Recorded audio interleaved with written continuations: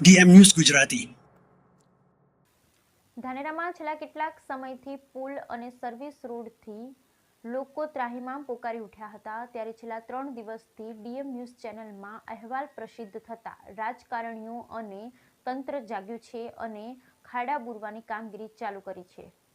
ધાનેરામાં છેલ્લા કેટલાક સમયથી પુલ અને આજુબાજુના સર્વિસ રોડથી હેરાન પરેશાન થઈ ચૂક્યા છે, ત્યારે છેલ્લા 3 દિવસથી ડીએમ ન્યૂઝ ચેનલ દ્વારા અહેવાલ પ્રસિદ્ધ કરવામાં આવ્યો હતો અને ત્યારે રાજકારણીઓ અને તંત્ર જાગ્યું અને છેલ્લા 2 દિવસથી સર્વિસ રોડના ખાડા બુરવાની કામગીરી ચાલી રહી છે અને આજે ડીએમ ન્યૂઝ ચેનલના એમડી ધીરજભાઈ પરમાર અધિકારીઓ અને કોન્ટ્રાક્ટરને સાથે રાખી સવારના 9 વાગ્યાથી ખડે પગે રહી સાંજ સુધી કામગીરી કરવામાં આવી હતી અને સર્વિસ રોડના બંને બાજુના ખાડા બુરવાની કામગીરી કરાવી હતી, જેના કારણે વાહન ચાલકો રાહદારીઓએ રાહતનો શ્વાસ લીધો હતો અને ધાનેરા પોલીસ સ્ટેશનના પીઆઈ એટી પટેલ સાહેબે પણ ટ્રાફિક ના થાય તે માટે પૂરતો સ્ટાફ મૂકવામાં આવ્યો હતો। આમ આજે ધાનેરાના લોકો સર્વિસ રોડથી થતા હેરાન, તેઓને હાલ રાહત મળી રહે અને વાહન ચાલી જાય તેવું કામ કરી દેવામાં આવ્યું છે। ધાનેરામાં સૂકા ભેગું લીલું બળ્યું। ધાનેરા નગરપાલિકા દ્વારા ડીસા રોડ પરના દબાણો દૂર કરવામાં આવ્યા। ધાનેરામાં સૂકા ભેગું લીલું બળ્યું। ધાનેરા નગરપાલિકા દ્વારા ડીસા રોડ પરના દબાણો દૂર કરવામાં આવ્યા। સનરાઈઝ કોમ્પ્લેક્સની આજુબાજુના દબાણો દૂર કરવામાં આવ્યા। લોકોમાં તર્ક વિતર્કની ચર્ચાઓએ જોર પકડ્યું। ધાનેરામાં છેલ્લા ઘણા સમયથી દબાણોનો પ્રશ્ન ઉઠવા પામ્યો છે, ત્યારે ધાનેરામાં દબાણો અને ગેરકાયદેસર બાંધકામ કરવામાં આવ્યા છે, તેઓને દૂર કરવામાં કોઈને કોઈ કારણોસર નગરપાલિકા તે લોકોને છાવરતી હોય તેવું લાગી રહ્યું છે।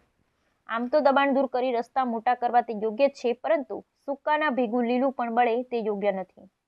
ધાનેરા નગરપાલિકા દ્વારા ગઈકાલે ડીસા પર આવેલ સનરાઈઝ શોપિંગની આગળના ભાગમાં દબાણો દૂર કર્યા, પરંતુ તેનાથી આગળના ભાગોમાં દબાણો નડતા છતાં પણ તે ગરીબોના દબાણો દૂર કરવામાં આવ્યા તે યોગ્ય નહોતું, જેના કારણે ધાનેરાની બજારોમાં નગરપાલિકા વિશે અનેક ચર્ચા લોકો કરી રહ્યા છે। અમીરગઢ પાસે પસાર થતી બનાસ નદીમાં કાકવાડા ગામના પશુપાલકોના જોખમી દ્રશ્યો આવ્યા સામે। અમીરગઢની બનાસ નદીના જોખમી દ્રશ્યો આવ્યા સામે।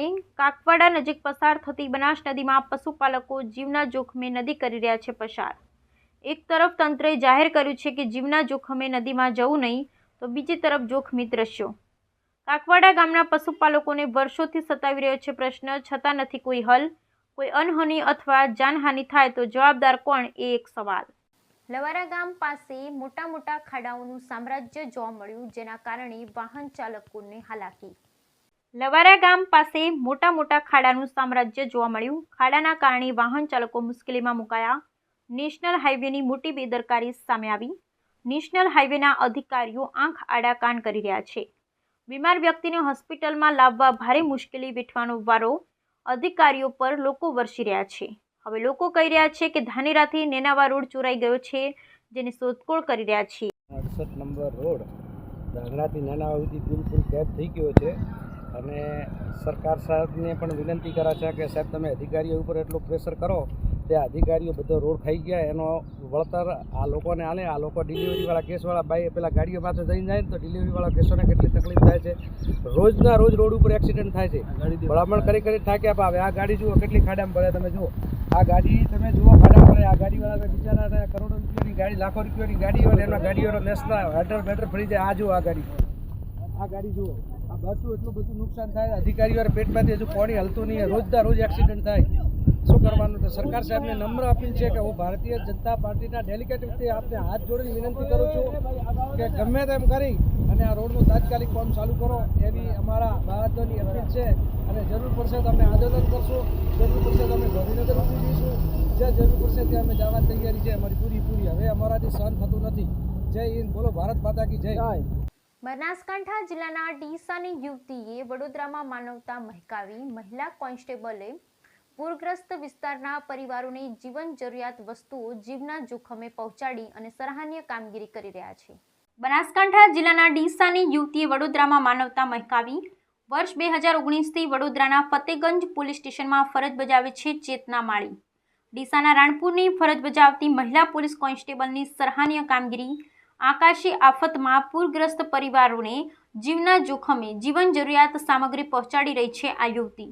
વરસાદી પૂરગ્રસ્તમાં ફસાયેલ લોકોને રેસ્ક્યુ કરી સહી સલામત સ્થળે ખસેડવામાં આપી રહી છે બનાસકાંઠાની દીકરી પોતાનું બલિદાન, કેડસમા પાણીમાં પૂરગ્રસ્ત પરિવારોની મદદે પહોંચી ચેતના માળી, પોલીસ પ્રજાનો મિત્ર હોવાનું આ મહિલા કોન્સ્ટેબલે સાબિત કરી બતાવ્યું. બનાસકાંઠાની જીવાદોરી બનાસ નદીમાં ઉપરવાસમાં વરસાદને પગલે પાણીની આવક શરૂ થતાં અમીરગઢ તાલુકાના કાકવાડા ગામ પાસેથી પસાર થતી બનાસ નદી પારના ગામમાં વસવાટ કરતા ખેડૂતોની મુશ્કેલીમાં વધારો થયો છે.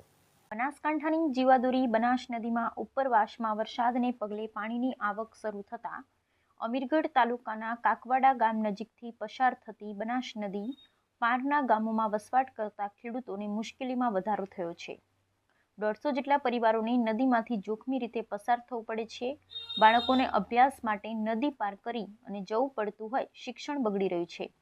જોકે અનેકવારની રજૂઆત છતાં પુલ ન બનતા ગ્રામજનોના જીવના જોખમે નદી પાર કરવા મજબૂર બન્યા છે. બનાસકાંઠાના અમીરગઢના કાકવાડામાં ચોમાસાની ઋતુમાં બનાસ નદી આફતરૂપ બને છે.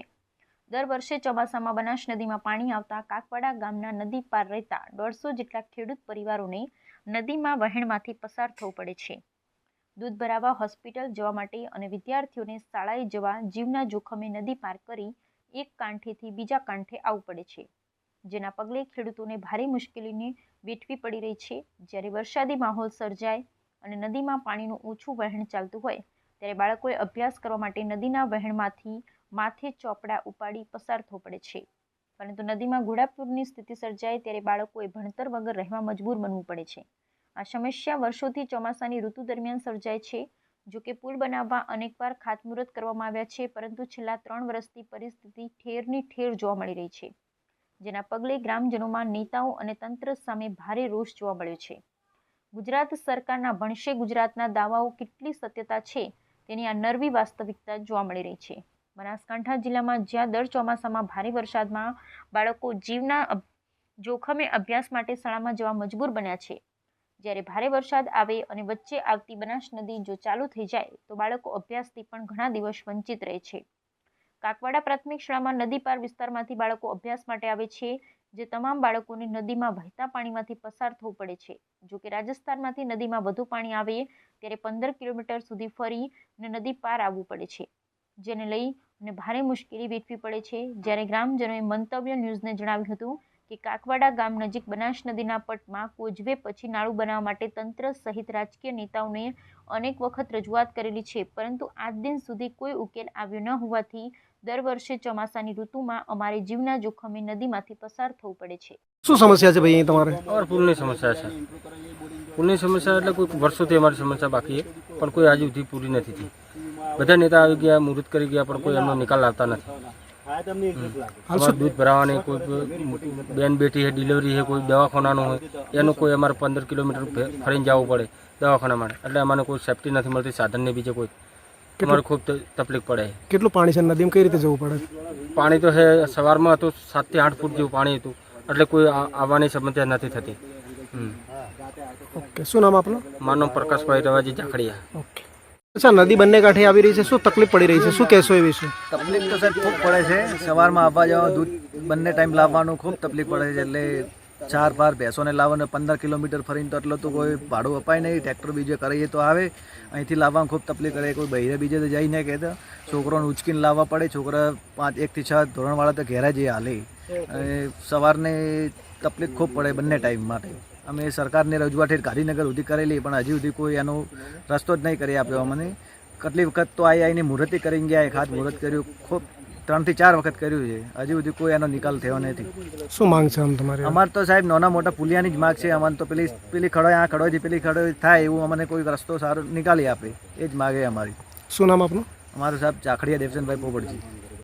અમીરગઢની બનાસ નદી પર બનાવેલ ચેક ડેમમાં યુવક તણાયા હોવાનો મામલો.